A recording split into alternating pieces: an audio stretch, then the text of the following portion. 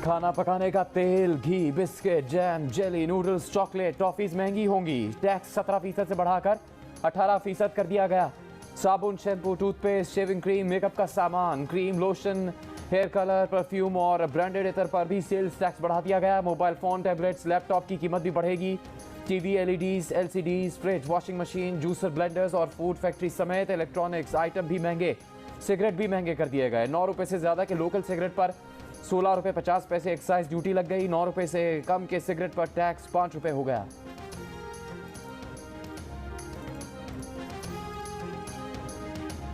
$170 अरब रुपए के टैक्स की मंजूरी हो गई। वजीर खजाना इसहाक डार ने ऐलान कर दिया, सिगरेट, एनर्जी ड्रिंक्स महंगे होंगे। फजाई कंपनीज के बिजनेस क्लास और फर्स्ट क्लास के टिकट्स की कीमतें बढ़ जाएंगी। शादी की तकरीबात के बिल 10% ज्यादा आएंगे। जीएसटी 17% से बढ़ाकर 18%। पुरतायुश अशिया पर टैक्स 17% से बढ़ाकर 25% किया जाएगा। बेनज़ीर इनकम सपोर्ट प्रोग्राम की रकम 40 अरब रुपए बढ़ाकर 400 अरब रुपए कर दी गई। वजीर खजाना इसहाक डार ने कहा कि पिछली सिलेक्टेड हुकूमत की ना तजुर्बेकारी की गलतियों को सुधारना है। हुकूमत भी सादगी इख्तियार करेगी, काबीना अपने खर्चे कम करेगी। अद्वियात, पेट्रोलियम, स्पोर्ट्स आइटम्स की एलसीज खोलने का नोटिफिकेशन जारी कर दिया गया है।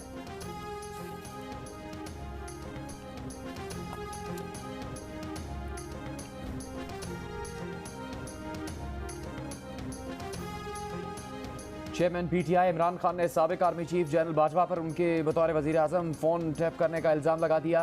गैर मुल्की मीडिया से गुफ्तगू में कहा कि बाजवा ने वजीर आजम के फ़ोन टैप करके हल्फ की खिलाफ वर्जी की।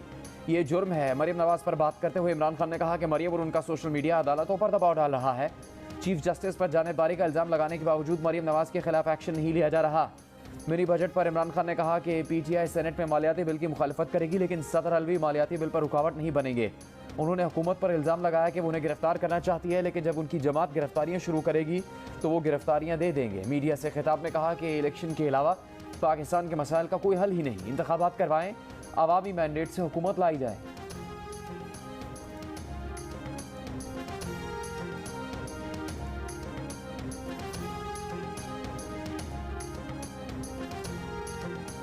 ये आपके बारे में जो ये कुछ लोग कहते हैं कि जो आप एक्सटेंशन दिलवाना चाह रहे थे, ये बात सही है? मैं अगर ये कहूँ कि मैं शायद नवाज शरीफ साहब को छोड़कर वाहिद आदमी से एक्सटेंशन के ओपनली खिलाफ था। तो इसका मतलब है वो कोशिश कर रहे थे एक्सटेंशन लेने की? इसकी बिल्कुल बिल्कुल कर रहे थे, और उनकी हो या ना हो ये बड़ा वाजे एक पैगाम था। जनरल बाजवा हुकूमत से एक और एक्सटेंशन मांग रहे थे। नून लीग समेत कई पार्टियों में बहुत सारे लोग एक्सटेंशन देने के हक में थे। साबिक वजीर आजम शाहिद खाकान अब्बासी का जियो न्यूज़ के प्रोग्राम कैपिटल टॉक में इंकशाफ। शाहिद खाकान अब्बासी ने कहा कि सिर्फ एक शख्स एक्सटेंशन ना देने के लिए बिल्कुल यकसू था और वो नवाज शरीफ हैं। शाहिद खाकान ने कहा कि वो इमरान खान को गिरफ्तार करने के हक में नहीं है। इमरान खान के खिलाफ केसेस चलाएं, सबूत हैं तो सजा भी दिलवाएं। उससे पहले गिरफ्तारी दानिशमंदी नहीं होगी।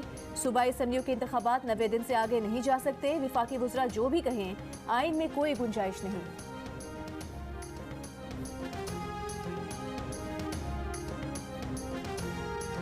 इमरान खान को स्ट्रेचर पर लाए एम्बुलेंस में, लेकिन पेशी के बगैर जमानत नहीं मिलेगी। लाहौर हाईकोर्ट का पेशी के बगैर इमरान खान को हिफाजती जमानत देने से इनकार। जस्टिस तारिक सलीम ने इस्तफसार किया कि इमरान खान अदालत में क्यों पेश नहीं हो सकते। वकील ने कहा डॉक्टर्स ने चलने से मना किया है। जस्टिस तारिक सलीम ने कहा चलने के लिए किसने कहा है। वकील ने जवाब दिया सिक्योरिटी के मसाइल भी हैं। जस्टिस तारिक सलीम बोले सिक्योरिटी वो दिलवा देते हैं। समाअत कल सुबह तक मुलतवी। जिस वक्त अदालत बुला रही थी उस वक्त इमरान खान खिताब कर रहे थे। इससे पहले इलेक्शन कमीशन हंगामा आराई केस में इस्लामाबाद में इंसदाद दहशतगर्दी की अदालत ने इमरान खान की दरख्वास्त जमानत मुस्तरद कर दी थी। अदालत ने कहा था इमरान खान को 10 समातों पर पेशी के 11 मौके दिए, मगर वो पेश नहीं हुए।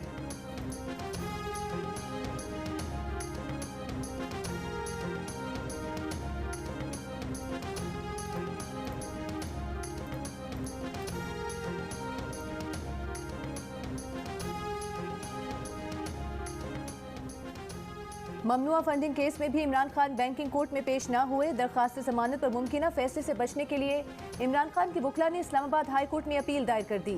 अदालत आलिया ने बैंकिंग कोर्ट को 22 फरवरी तक ममनुआ फंडिंग केस में इमरान खान की दरखास्त जमानत पर फैसले से रोक दिया। आइंदा समाअत पर इमरान खान की ताज़ा मेडिकल रिपोर्ट तलब। इमरान खान के खिलाफ आज पेशावर हाई कोर्ट में असासे छुपाने के केस और इलेक्शन कमीशन में पार्टी सरबराही से हटाने के केस की समाअत भी हुई थी, जिसमें इल्तवा मिल गया।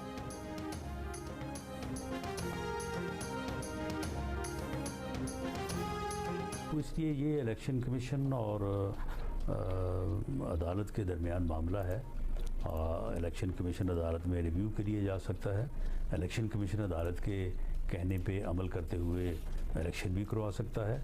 अगर वो इस बात के ऊपर उसकी राय हो कि इलेक्शन फ्री होंगे, फेयर होंगे।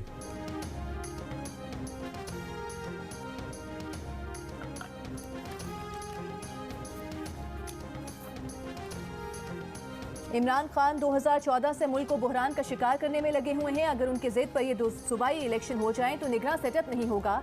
फिर जब इलेक्शन होंगे तो 2 सूबों में निगरान सेटअप नहीं होगा। 5 साल बाद फिर यही होगा। ऐसी सूरत में इलेक्शन मुतनाज़ होंगे।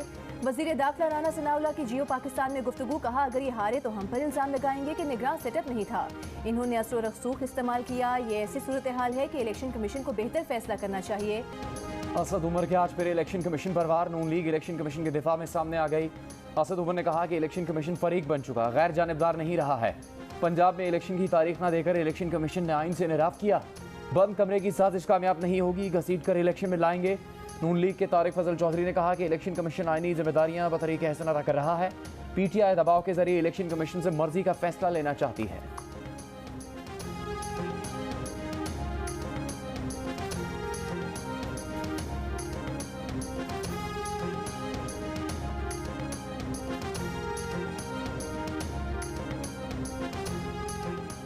सुप्रीम कोर्ट ने इलेक्शन कमीशन को पंजाब में इंतखाबात से मुतालिक लाहौर हाई कोर्ट के हुक्म पर अमल दरामद की हिदायत कर दी। पीटीआई के पंजाब में मुनहरिफ अरकान के डी-सीट होने के खिलाफ अपीलों पर समाअत के दौरान चीफ जस्टिस ने इलेक्शन कमीशन के डीजी लॉ से सवाल किया कि इलेक्शन कमीशन पंजाब में इंतखाबात पर क्या कर रहा है। डीजी लॉ ने कहा कि गवर्नर पंजाब ने लाहौर हाई कोर्ट के हुक्म के खिलाफ कानूनी रास्ता इख्तियार करने का कहा है। चीफ जस्टिस ने सवाल किया, कानूनी रास्ता गवर्नर को लेना है या इलेक्शन कमीशन को? Election commission Lahore high court के हुक्म पर अमल करे। जस्टिस आयशा मलिक बोली, इलेक्शन कमीशन इंतखाबात के लिए मशवरे क्यों कर रहा है? क्या आइन इलेक्शन कमीशन को इंतखाबात से पहले गवर्नर से मुशावरत का पाबंद करता है? सुप्रीम कोर्ट ने मुनहरिफ अरकान की दरखास्तें गैर मौसर होने पर खारिज कर दी।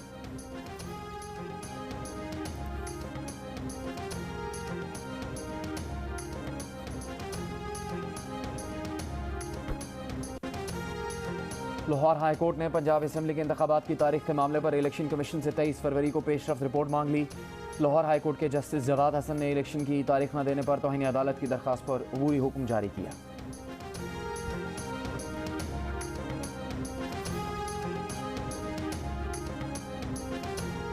खैबर पख्तूनख्वा असेंबली के इलेक्शन की तारीख मुकर्रर करने का मामला, गवर्नर ने वजीर आला खैबर पख्तूनख्वा को खत लिखकर सूबे में सिक्योरिटी की सूरत हाल से आगाही मांग ली।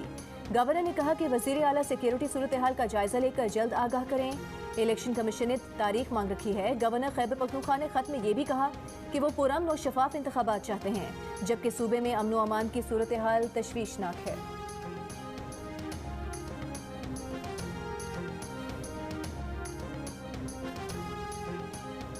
वाज़ेह कह चुके हैं कि अदलिया ना हुकूमत करना चाहती है ना करेगी। चीफ जस्टिस उमर अता बंदयाल के नैब तरमीम केस में रिमार्क्स। जस्टिस उमर अता बंदयाल ने कहा, मगर नैब तरमीम ने ज़ेर इल्तिवा केसेस का दरवाज़ा बंद कर दिया।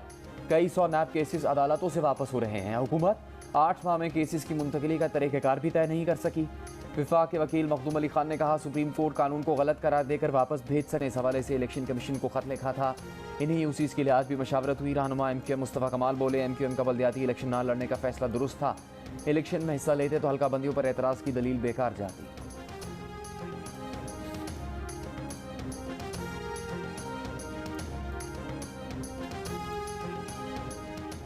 कराची के इलाके करीमाबाद के निजी अस्पताल में लिफ्ट गिर गई। लिफ्ट में एक मरीजा स्ट्रेचर पर मौजूद थी। स्ट्रेचर पलटने से मरीजा गिरी और जान से चली गई। खातून के यहाँ आज सुबह ही बेटी की पैदाइश हुई थी।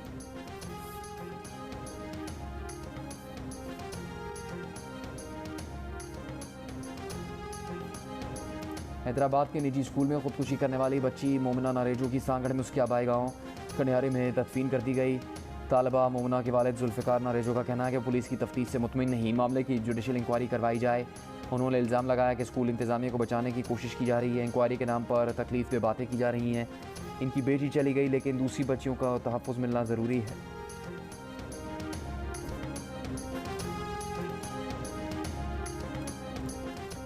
ज़ल्ज़ले से मुतासरा तुर्की और शाम में मलबे तले दबे अफराद की तलाश का काम जारी।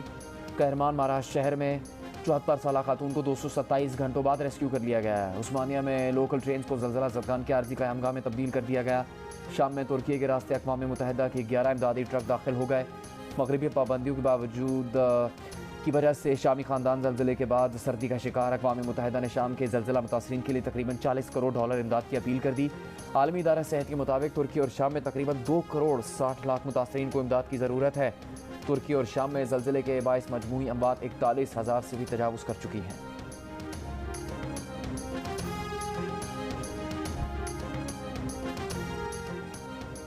मोदी के खिलाफ दस्तावेजी फिल्म चलाने पर भारत में बीबीसी के दफातर पर एक और छापा। दिल्ली और मुंबई के दफातर से सहाफ़ियों के फ़ोन्स, लैपटॉप्स और डॉक्यूमेंट्स कब्जे में ले लिए।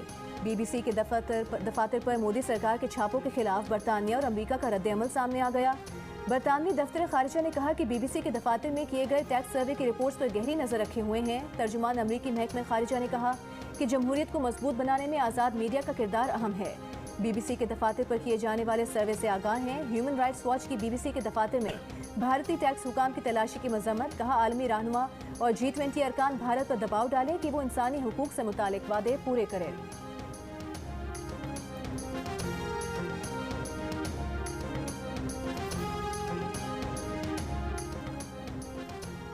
PSL की मकबूल तरीन फ्रेंचाइज लाहौर कलंदर्स ने क्रिकेट के बाद हॉकी में भी कदम रख दिया। CEO आतिफ राना का कहना है कि जिस तरह क्रिकेट में नया टैलेंट सामने लाए, उसी तरह हॉकी के टैलेंट को भी आगे लाना चाहते हैं।